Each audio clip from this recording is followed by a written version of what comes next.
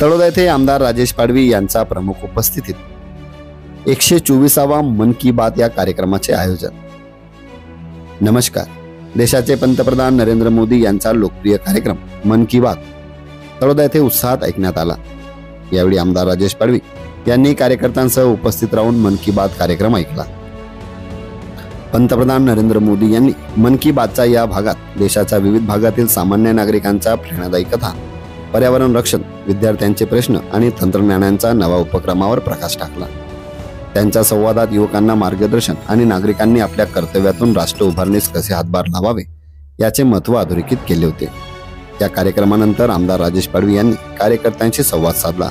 त्यांनी पंतप्रधानांच्या संवादातून प्रेरणा घेऊन कार्यकर्त्यांनी गाव पातळीवर सामाजिक कार्यात पुढाकार घ्यावा असे आवाहन केले।